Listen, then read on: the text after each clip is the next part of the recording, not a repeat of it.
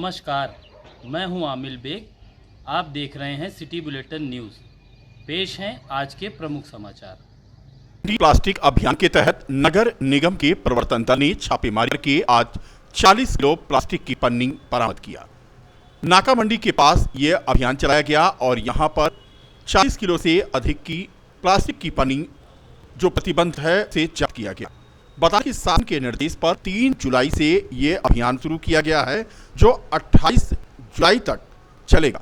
नगर निगम का anti plastic दस्ता ये अभियान चला रहा है जिसके तहत आज ये कार्रवाई की गई है। लेकिन खास बात तो ये है कि सूचना मिलने पर या शिकायत मिलने पर ही ये टीम कार्रवाई करती है। बाकी सड़क के किनारे चाहे वो रायबरेली रोड से चुंगी तक का मार्ग हो या फिर मकबरा से शांति चौक, ठेलों पर खुलेआम प्लास्टिक की पन्नी का उपयोग करके सब्जी और अन्य सामग्री दी जा रही है, लेकिन यह दस्ता उस पर नजर नहीं रखता। सूचना सटीक होने पर ही यह दस्ता कार्रवाई कर रहा है। फिलहाल अभियान चल रहा है, देखना है आगे क्या होता है। ये जो अभी पर्यावरण दिवस चल रहा है और शासन की तरफ से 3 जुलाई से 18 जुलाई तक एंटी प्लास्टिक अभियान चल रहा है, उसके तहत कल भी कुछ कार्रवाई की गई थी। आज हमारा जो विचार था कि हम मंडी की तरफ और रायबरेली रोड को चेक करें, तो वहाँ पे हमारा एक नायक अमित सिंह सिविल ड्रेस में मैंने उनको लगाया था वहाँ, और तकरीबन 7:30 पौने 8 बजे के लगभग में मुझे फ़ोन आया कि जल्दी आइए पूरी टीम को लेकर के, और हमने एक व्यक्ति को पकड़ा हुआ है पॉलीथीन बेचते हुए। तो इनके पास तकरीबन जो ख़रीदा था उसमें से 50% हर एक बोरी से बिक चुका था। ये 40 किलो प्लास्टिक पकड़ी गई, तो तकरीबन ये मान के चलिए 35 से 40 किलो ये बेच चुके थे उस समय तक। हर दुकानदारों के पास बेचते हैं, उसके बाद उनसे पैसा वसूलते हैं, फिर ये जिससे लिए रहते हैं उसको देते हैं। तो उस अभियान तहत लगभग ये 40 किलो आज सुबह प्लास्टिक पकड़ी गई। मंडी में काफ़ी इसका विरोध भी हुआ लोगों द्वारा, लेकिन उस विरोध को दरकिनार करते हुए हम अपनी टीम के साथ इसको सेफ लेकर के यहाँ चले आए। क्या नाम है? अयोध्या में लगातार सरयू का जलस्तर बढ़ रहा है। ऐसे में बाढ़ से निपटने के लिए तहसील सदर प्रशासन ने कमर कस ली है। तहसील सदर परिसर में आज एसडीएम सदर राजकुमार पांडे ने गोताखोरों को राहत सामग्री और किट का वितरण किया। गोसाईगंज से आए गोताखोरों को लाइफ जैकेट प्रदान की गई। बता दें कि अयोध्या में सरयू खतरे निशान से 43 सेंटीमीटर ऊपर बह रही है। जिला प्रशासन तटीय क्षेत्रों में बाढ़ राहत चौकियां बनवा रहा है। जिलाधिकारी के साथ साथ अन्य अधिकारी भी बाढ़ की स्थिति को लेकर विभिन्न क्षेत्रों में लगातार भ्रमण कर रहे हैं।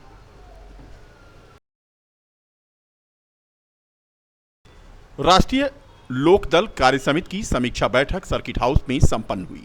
राष्ट्रीय प्रवक्ता अनिल दुबे इस कार्यक्रम में मुख्य अतिथि के रूप में मौजूद रहे। अवध जोन के अध्यक्ष चौधरी राम सिंह पटेल ने मुख्य अतिथि का स्वागत किया। बैठक की अध्यक्षता जिलाध्यक्ष बलराम यादव और संचालन जिला महासचिव संगठन प्रवक्ता रामशंकर वर्मा ने किया। इस मौके पर राष्ट्रीय प्रवक्ता अनिल दुबे ने कहा कि आगामी विधानसभा के उपचुनाव में राष्ट्रीय लोकदल बढ़ चढ़कर हिस्सा लेगा। 2027 के विधानसभा चुनाव को टारगेट करके पूरे उत्तर प्रदेश में संगठन को बढ़ाने का कार्य किया जा रहा है। आने वाले समय में राष्ट्रीय लोकदल पूर्वांचल, मध्यांचल और बुंदेलखंड में भी चुनाव लड़ने का काम करेगा। इस मौके पर प्रदेश उपाध्यक्ष विशेश्वर नाथ मिश्रा सुड्डू तथा अन्य नेता मौजूद थे।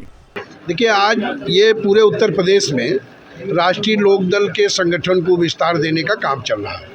पूर्वांचल में विशेष अभियान चल रहा है कि पूर्वांचल में पार्टी 2027 को टारगेट करके काम कर रही है। हम अपने संगठन को पूर्वांचल में, बुंदेलखंड में, मध्य उत्तर प्रदेश में मजबूत करने में लगे हुए हैं। हमारी पार्टी ये चाहती है कि जिस तरह से राष्ट्रीय लोकदल का लोकसभा में, राज्यसभा में, विधानसभा में, विधान परिषद में प्रतिनिधित्व हुआ है, चारों सदनों में राष्ट्रीय लोकदल के लोग मौजूद हैं।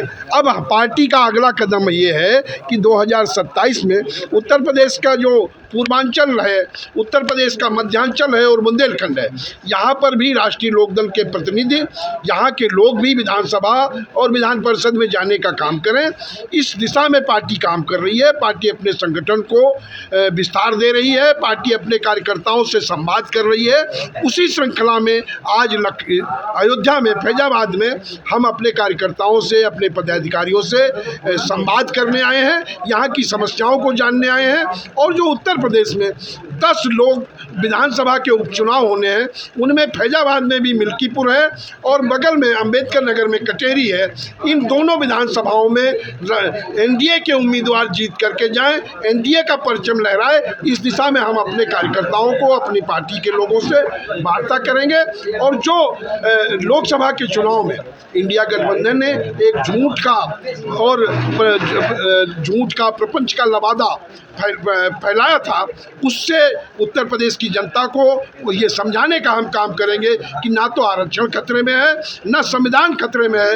इंडिया गठबंधन के लोगों ने झूठ बोला था और अब वो उत्तर प्रदेश की जनता जान गई है। जम्मू कश्मीर के कठुआ में सुरक्षा बलों पर हुए आतंकी हमले में शहीद हुए 5 जवानों की शहादत पर कांग्रेस जनों ने शहीद स्तंभ पर मोमबत्ती जलाकर उन्हें श्रद्धांजलि अर्पित की। उपस्थित कांग्रेस नेताओं ने मौन रखकर ईश्वर से शहीद जवानों की आत्मा को शांति प्रदान करने की कामना की।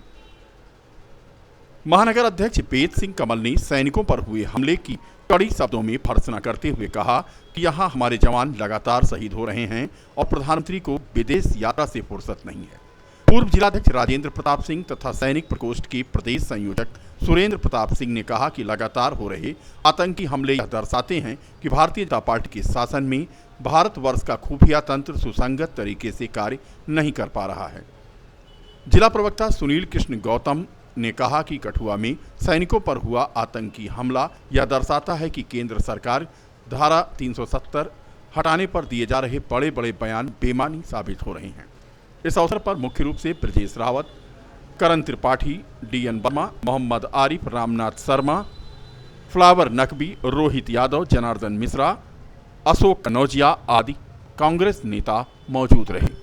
जिस तरीके से कठुआ में आतंकवादियों द्वारा कायराना हरकत करते हुए हमारे देश के 5 जाबाज सैनिकों की शहीद किया है, उसके आज उनको श्रद्धांजलि अर्पित करने के लिए हम अयोध्या के कांग्रेस जन यहाँ शहीद स्मारक पर एकत्रित होकर कैंडल जलाकर उनको श्रद्धांजलि अर्पित कर रहे हैं और ये मांग करते हैं कि इस सरकार की जो फेल्यूर है, जो जिस तरीके से फेल है, इंटेलिजेंस फेल कह लीजिए, ये कहते हैं कि सुरक्षित हाथों में है, जैसे अध्यक्ष जी ने कहा, क्या यही है? आए दिन हमले हो रहे हैं, हमारे जवान शहीद हो रहे हैं।